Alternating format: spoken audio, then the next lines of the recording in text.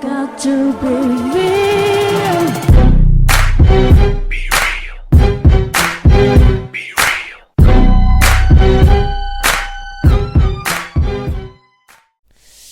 Yes, now, football fans, casual fans, how you all doing? You all well? Okay, so let's go into this fight now. Let's just start, man. Let's start talking about this. Let's get into this a little bit now. This was the biggest fight in British boxing history. Let's just talk about that for a second. Wembley Stadium, my God, it was electric. It was crazy. I don't know, man. Like, words cannot describe like how unbelievable that atmosphere was. Now, I watched it with a few boys and that, and we had the bass on, and just sitting in that room with the bass and the surround sound was unbelievable. And I can only imagine what the atmosphere must have been like over there in Wembley Stadium. But damn, it was crazy. It was crazy, man. Just looking at it on TV was madness. Now let's break this fight down. Before we break the fight down, let's talk about the knockout and my prediction. My prediction for this fight, alright, if you go back and check my videos, right, I'm proud of my prediction and everything I said. I said George Groves will win this fight. Sorry, yeah, that's what I said. I said George Groves will win this fight. I was confident in my prediction, and I was full heart with my prediction. I'm not gonna lie. I did think that George Groves was gonna win this fight. I was confident in it, and I got my prediction wrong. This is the first prediction I've got wrong in, like, I think the last year. I don't believe I've got a prediction fully wrong before. It's my first prediction wrong on my channel. Hands up to, I've got to put my hands up to that and take that on the chin. I got my prediction wrong. Now there's a huge but. Okay. When you look at everything I said in that video, apart from saying that George Groves will win the fight, I got everything else spot dot on, everything on, and I've got to put it up right. The main thing that counts is your prediction, and my prediction was wrong, so I've got to, I put my hands up to that. But everything else I said was correct. Everything that I said was gonna happen happened. The only thing that I didn't predict, which I don't think any channel could have predicted, was that one punch from Froch that changed the fight. That's boxing. In boxing, anything can happen. A person could be winning a fight, and you could get, your prediction could be totally right, and then that one punch can happen. It can change a fight, and it's a pot lucky punch. Call it a strategic punch, whatever you want to call it. But that one punch in the fight can change the fight around, and that's exactly what happened in Froch and George Groves. Okay, the knockout. Let's talk about the knockout. Was it a legit knockout? Did the referee stop the fight too early? When George Groves was doing his post-fight interview, I can tell you that he was edging and gagging to say, right, he's really badly wanted to say, that was stopped prematurely. I can't believe it's happened to me again. You could tell by the look on his face he wanted to say that. Was it stopped prematurely? I've had a bit of time to think about it, and here's the thing. He was out cold. Man, I'm talking Manny Pacquiao cold for about 4 to 5 seconds. After 5 seconds, his eyes opened and he attempted to get up. Do I blame the referee for stopping the fight too early? No, I don't. I think that it was a fair stoppage, but I think the referee would have given him a 10 count had the referee not waved the fight off within the first 5 seconds. If he looked at him for 5 seconds, and just looking at him, didn't wave it off. I think as soon as he saw George Groves open his eyes and get him back up, his conscious he became conscious of things around him again, and I think that he was wobbled. He was clear knockdown, but I don't think that in a fight of that magnitude they should have waved the fight off. But you can't really blame the referee. Okay, look, bottom line is Froch landed that punch and knocked George Groves a severe knockdown, right? And George Groves would have got up before the count of 10 if he looked at it. But was he ready to continue? Would he have been ready? I don't think so. So, it was a fair stoppage.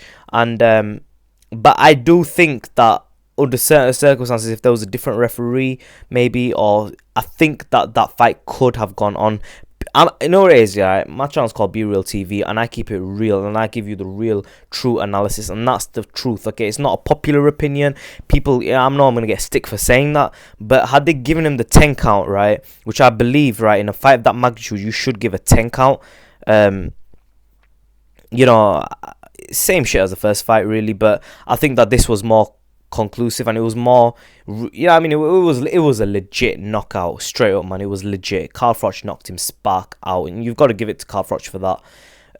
He knocked him spark out. He knocked George Groves out of his senses. George Groves was flat on the floor, and do I believe he was able to continue? No, not really. But he should have been given the 10 count and given maybe a chance. I don't know, man. But yeah, he got oxygen put on him after, so it was a severe knockdown, a severe knockout.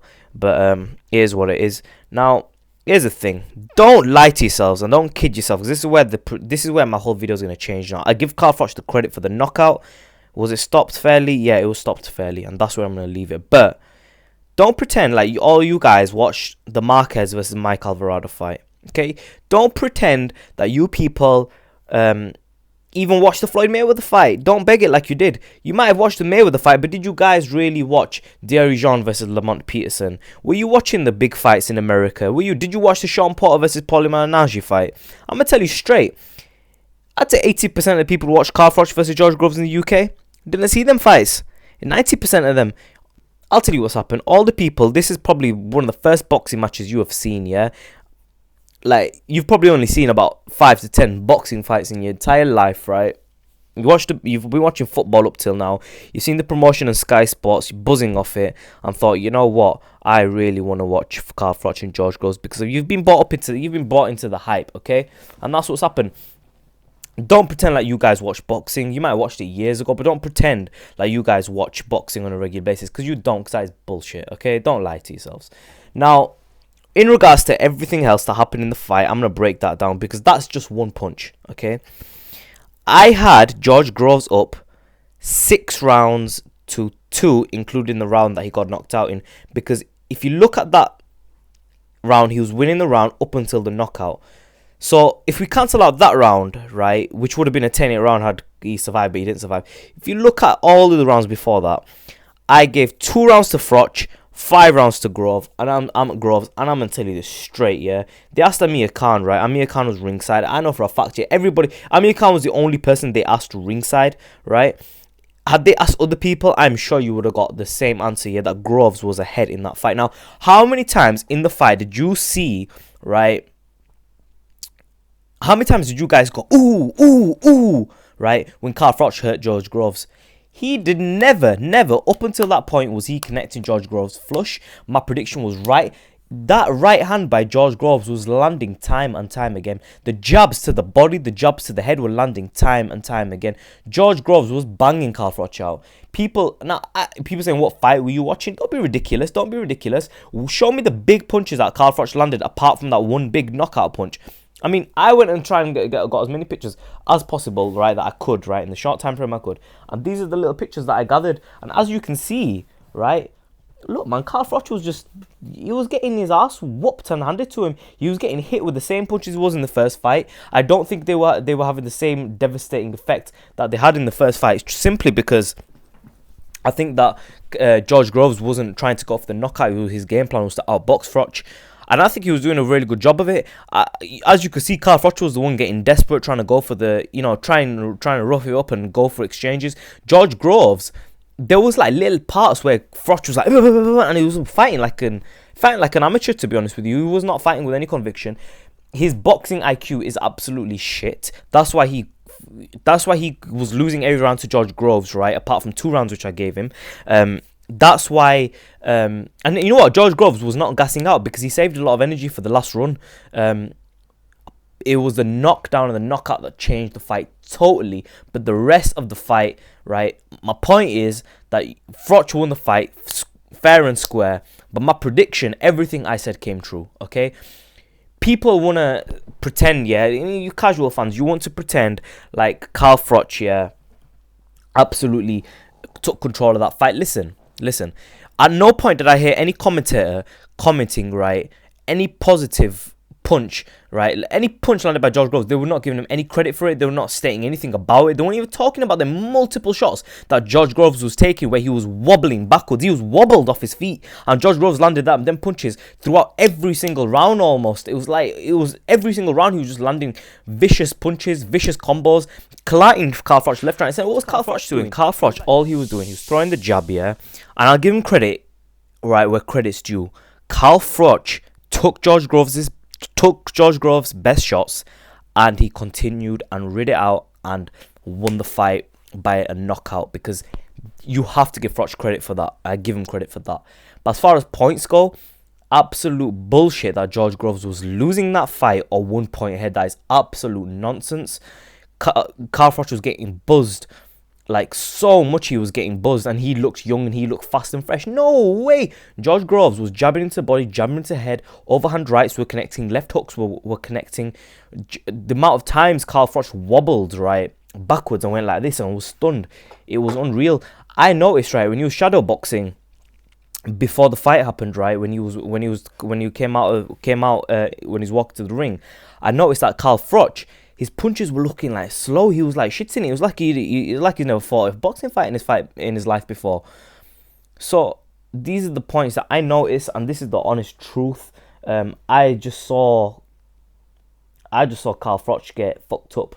To be honest, for the majority of the fight, I saw George Groves outboxing him, and then but Carl Froch still keeping a cool head, being more composed as he said he was gonna do. But it was like a repeat of the first fight. I thought but this time George Groves wasn't able to knock him down. That was the difference. But I think he was outboxing him. I think if he had a fight with if Carl Froch has a fight with Andre Ward, God, Andre Ward will absolutely destroy him. People are kissing Carl Froch's ass like no tomorrow. I'm gonna keep it real, stick to what and say what I've got to say, and I'm just gonna speak. I'm speaking the truth. I don't give a fuck what no one thinks. If you want to unsubscribe, unsubscribe. If you want to subscribe, subscribe. But that's the truth. I think that Carl Froch got fucked up, right? I think that the only thing that got him out of that fight was that one punch. And you know what? You got to give him credit, because this is boxing. And in boxing, 1 punch changes the fight. And you have to give credit to the winner. I give credit to Danny Garcia when he landed that one punch on Amir Khan, which totally changed the momentum of the fight. And he won the fight because he's got that punching power. He knocked him out. So you have to give fighters credit when they knock the other opponent out. And I give Carl Froch the credit for it. But you have to admit, and you have to understand and analytically look at this fight and understand that George Groves was outboxing Carl Froch. The commentators were biased as fuck. Jim Watt's card, right, I'll prove it to you. Like, when you look at the card of Jim Watt, yeah, his card was saying that Abu Baduma or something, whatever his name was, the Canadian guy, that he was losing the fight, right, against I forget his name, against the British fighter. But what the hell fight were they watching? He was getting his ass handed to him, and Jim Watt's card was saying that he was ahead. Bullshit, right? The black kid from Canada, he got knocked out anyway, right? But what nonsense card was that? What a nonsense card Jim Watt's card was, right? That he was saying that Canadian kid, yeah, that he was not winning that fight. He was winning that fight, man. He was winning them rounds.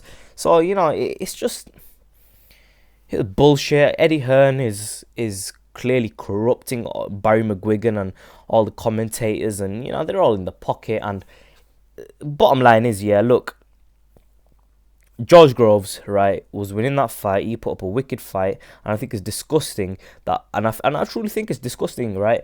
Now, I'm not a George Groves fan, I don't really watch George Groves, I don't give a shit, yeah, but I think it's disgusting that people are taking the piss out of George Groves getting knocked down. This is boxing, mate. This is not football, yeah? You don't take the piss out of boxers and them getting knocked down and make memes about it. Do you know what I mean? You have to show some respect, because if you were in that ring, yeah, you'd be flat on your ass as well, right? If not worse than George Groves. Yeah, people make memes about Manny Pacquiao, George Groves, Amir Khan, Adrian Broner, right? I think Adrian Broner's a bit justifiable because of how much of a dick he is. But other than that, right, look, you shouldn't make memes about opponents, on the floor. And it's bullshit, you lot are clearly casual football fans who have just jumped on the ride to watch a bit of boxing. If you don't like it, I don't give a fuck. Dislike my video, I don't care. I really, honestly don't give a shit. I'm just keeping it real. I always keep it real. My boxing analysis, everything I said was right. I got my prediction wrong, hands up. But it is what it is. Comment section below, subscribe as always. What did you guys think of this fight? I thought Carl Froch showed a lot of chin and a lot of heart, but I still think George Groves did him in the fight. But up until that knockout, same thing as the first fight. Legit knockout though this time, and Carl Froch proved it. Comment section below, subscribe as always. In a bit, guys.